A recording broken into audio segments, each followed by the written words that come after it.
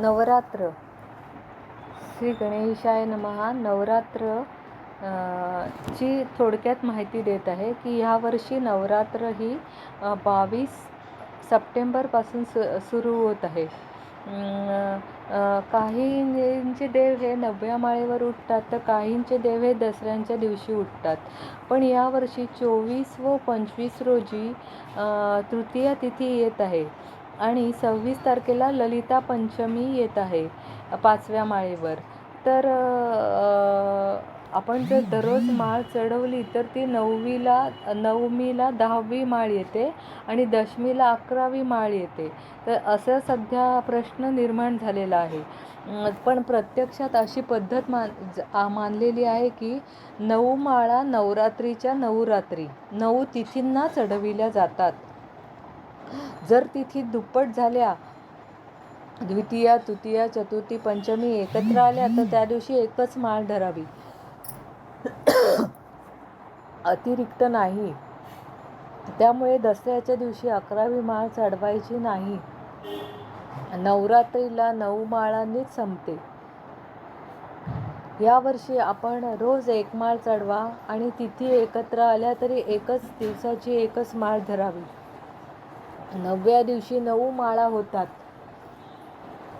आणि दसऱ्याला विशेष पूजा करून देव उठवावेत.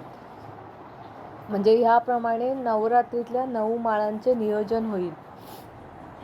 तर 22 सप्टेंबर 2025 सोमवार प्रतिपदा तिथी पहिली माळ.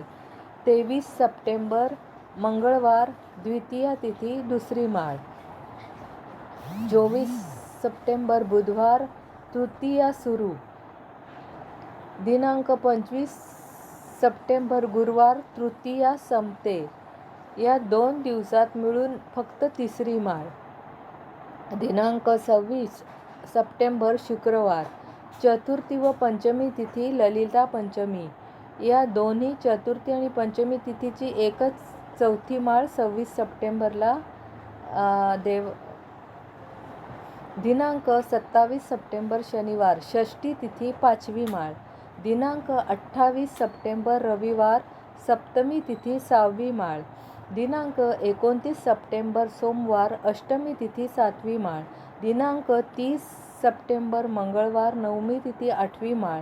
दिनांक 1 ऑक्टोबर बुधवार दशमी तिथी दसरा 9वी माळ व देव उठवणे.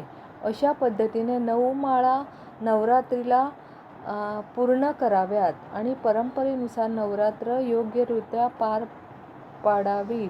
शुभम भवतु.